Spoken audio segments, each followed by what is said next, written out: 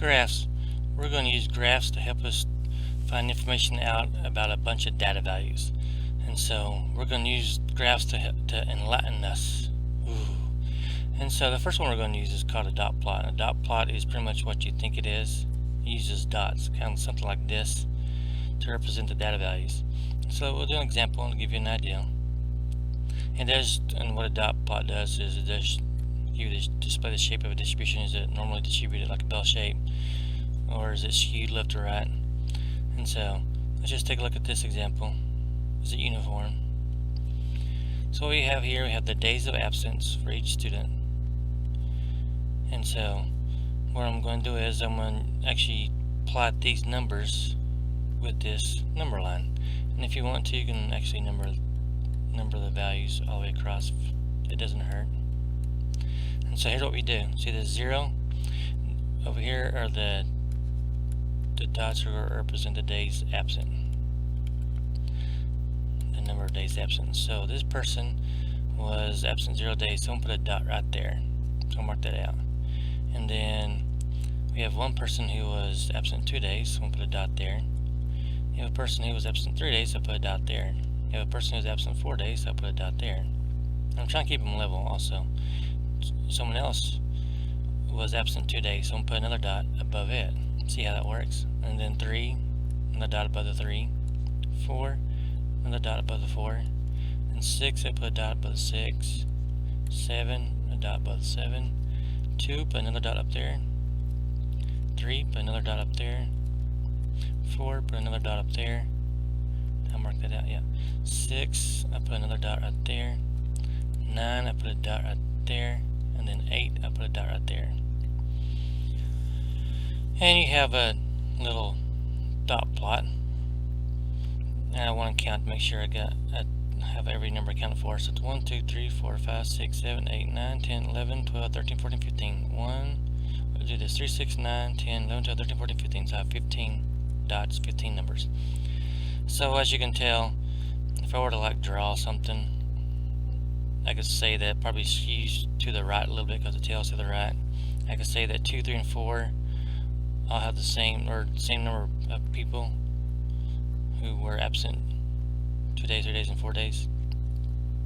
It just helps you to identify information fairly quickly. There was one person who had 9 absences, so the most absences by a person was 9 for just a single person. One person didn't miss any.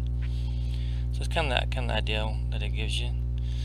Same thing like a bar graph would show also. Stem plot, stem and leaf. Now a lot of people don't know much about these. Now the way these are set up is you have a stem and a leaf. Now these are actually a bar graph on its side. Now the leaf is always the rightmost digit. Always. So the stem will change. This one varies. The stem does. So if you see something like this 4, 0, what that means is that's the same thing as 40, and then 4, let me erase that. Let me draw a little bit better. 4 and 0 makes 40, 4 and 2 makes 42, and so on, so on, so on. And as you can tell, if you look on the side, the 60s have the largest number of data values, and then there's a few that have on the high end. This right here, that's 102, and that with the 4 is 104. See that? So watch out for that. So these are the rightmost digit. Rightmost digit.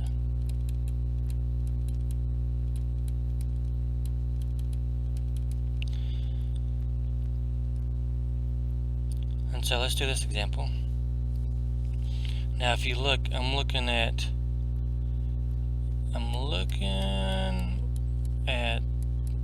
the left 2 digits.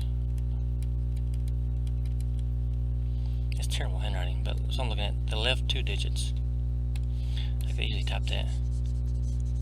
Why not? Can't hurt.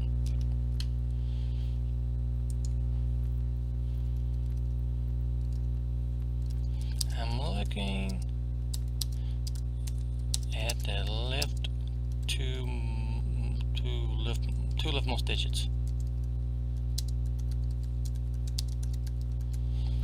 And so what I mean by that is, what I see is, I see a 22, a 23, a 21, and a 24.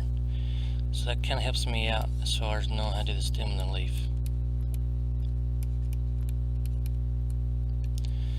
So I see 21, 22, 21, 22, 23. Oh, I got 23. Or, okay, yeah. So I have 21, 22, 23, 24. It looks like that's it. So I'm going to do this. I'm going to do 21, 22, 23, 24. So when I do this, I start the 227. Now I already have the 22 listed, and then I put the 7 there. Then 221, I put a 1 right beside it. Don't put a comment. No commas. Don't do that. No commas. And 235, I put a 5 there. 239, put a 9 there. I like to mark these off as I go. 233, 228, 215, 215, 229, 245. So when I read that, I see 245 and 219. So 219 is 219, 233, and then 231. Now I want to put it in ascending order.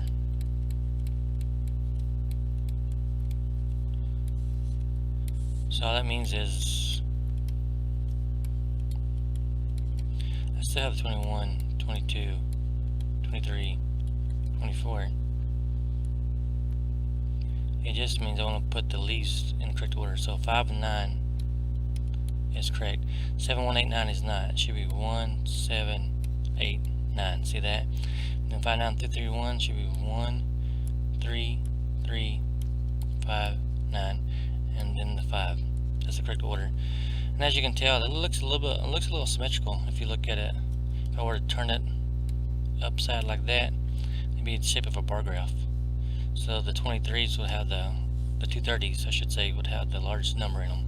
245 would be the largest value, 215 is the smallest value. Let me go ahead and show you this. Let's just say that we had another value, so we had 267. Just say we had that. What I would do then is I would use 25, and then I would also use 26. So 267 was the extra value. So what that means is I would put the 25 in there, but there'll be nothing beside it, and then 26 with a 7. So yes, I do include that. You include the missing ones.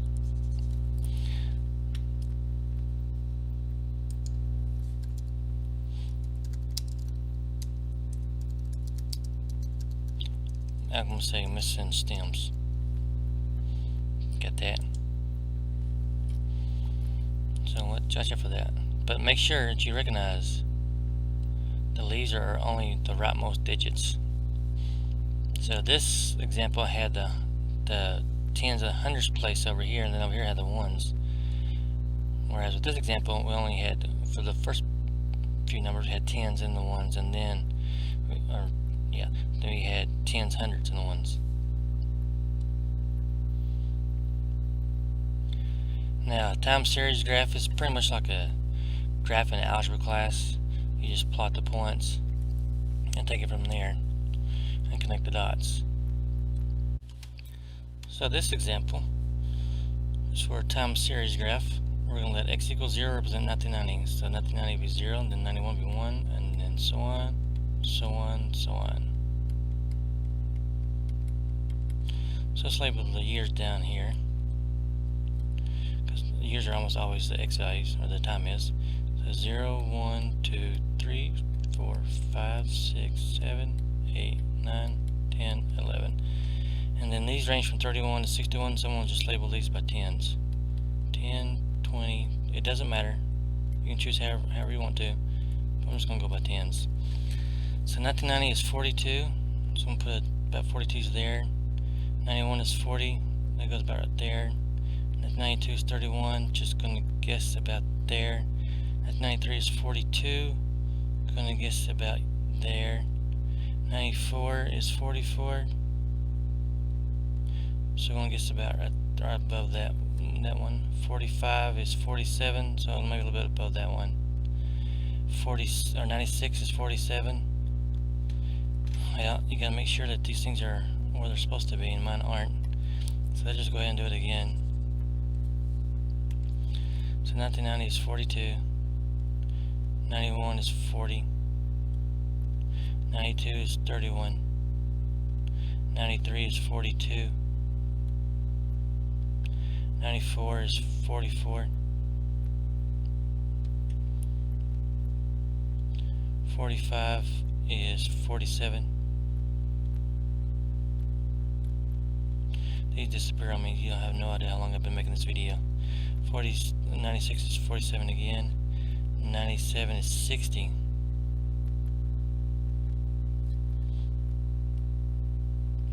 See what I mean? They just disappear on me. 98 is 61. 99 is 57. I've made this video so many times, I almost have these numbers memorized. 2000 is 54. And then 2001 is 30, way down here somewheres. And so then I just connect the dots.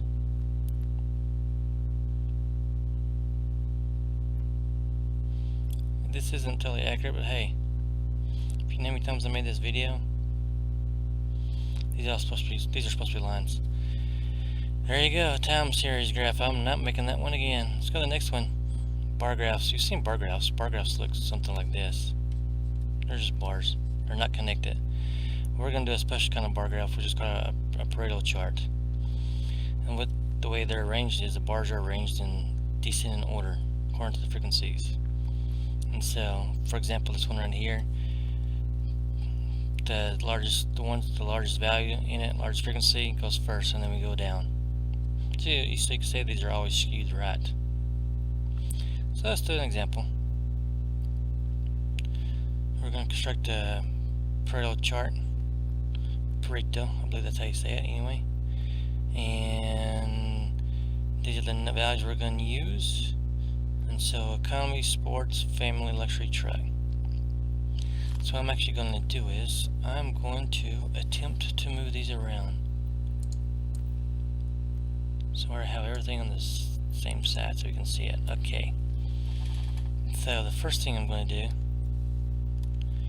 I see that the family has the largest. So first thing I'm really going to do, I notice that these go up to 35, from 5 to 35. So let's count about 5. So 1, 2, 5, 10, 15, 20, 25, 30, 35.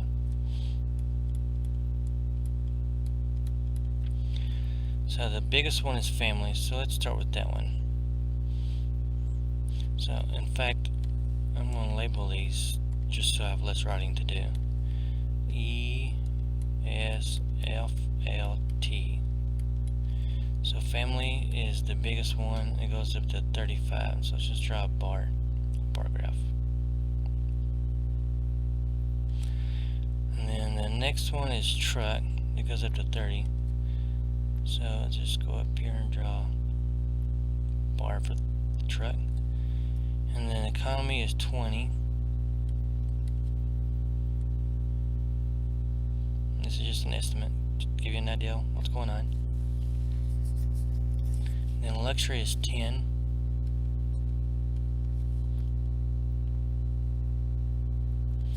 And then sport is 5. As you can tell, they go from largest to smallest. Not too bad. Pie charts. This is where we actually get to do some work. Maybe you've seen these, but as you can tell, the bigger piece means there's more involved. And we're going to use percentages, by the way. We could use degrees if we had all kinds of other stuff to use, but we're going to use degrees, percentages. So here's an example. We have 500 people total. 100 rate is excellent, 250 is good, and fair is 150. So I'm going to do the good first and find the percentages. So how you do is find the percentage. You take 250 divided by 500 and then convert that to percent. And And here's all you have to do with that. Take out your calculator and divide 250 by 500, which you should already know what that is. 0.5 or 50%. And then times that by 100. So convert to a decimal and times it by 100 to find the percent. And then I like to do the next biggest one. It doesn't matter.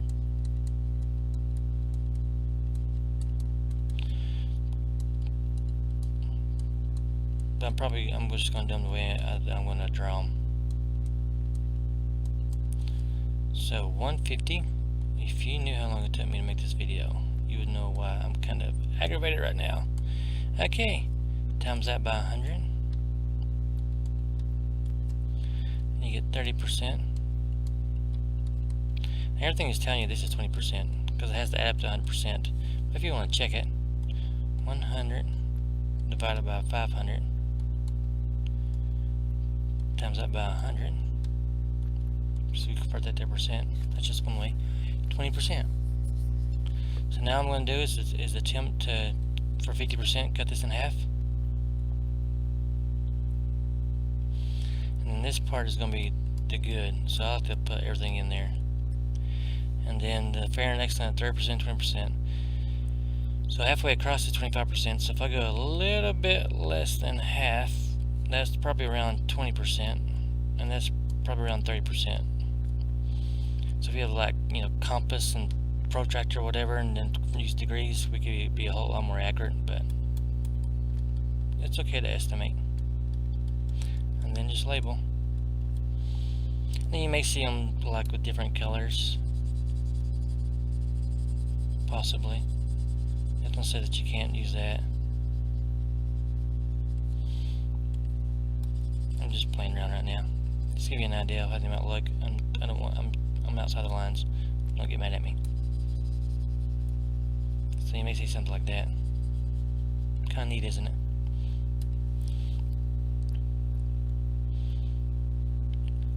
And then the last thing we're going to do as far as actually drawing is a frequency polygon, which is a line graph that extends to each axis. And we're going to use midpoint values to help us out. So it is a lot like a histogram, except we connect the dots. And so we have a frequency table, and we need to find the midpoints. There's all kinds of ways to find the midpoints. You could, for this first class, you could take 5 plus 7 divided by 2. And you get 6. So the midpoint of the first class is 6. And if you can tell, a minus 5 equals 3. Remember, we're doing the width. So you could actually add 3 to each one of these to get the width for all the classes. Or you can just look at them, see it's the middle value.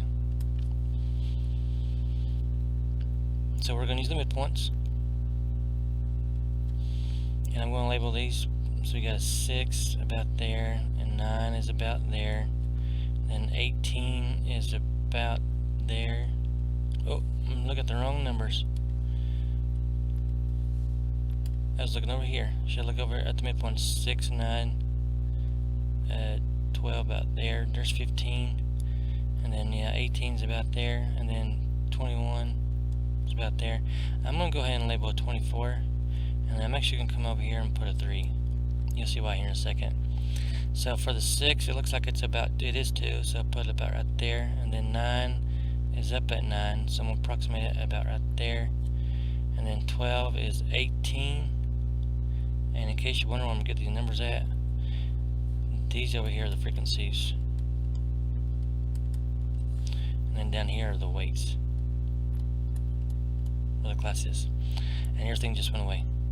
So 2, 9, 18, and then 13 is about right there, and then at 18 looks like it's a 4, and 21 looks like it's a 1, so put it about right there. So I can connect these. It looks a lot like a time series graph because it is, but here's the difference. I extend it to the x-axis to the bottom. So I'm going on over to the midpoint of the last before and after, if there were additional classes. So that's the difference. between that's the frequency polygon and time series, which connects to the axes on both sides, and the time series graph doesn't. And some other things you need to watch out for. Sometimes there's some graphs that deceive. And so if you take a look at these, it looks like that over here the placebo is more than what it is. But if you look over here, sometimes you have graphs that start at 10%, and then other times they start at 0 and have equal increments. So this is actually more accurate, I would say. This one over here, see how misleading it is? You gotta watch out for pictographs. Those are dangerous because things like when you double a cube, its volume doesn't actually double. It's actually about a factor of 8.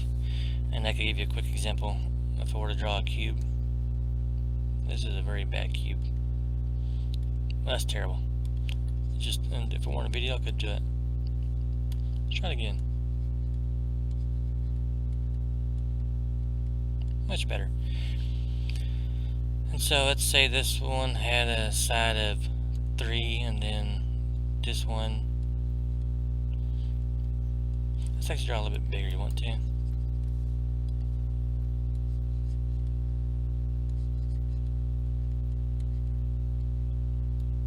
Side of 6. So you'd be tempted to say that's double that one, but it's actually not, because for the volume of cube you use s cubed, and 3 cubed is 27. But then for this one, 6 cubed is actually 216. So if we're talking about cubic inches, that is definitely not double.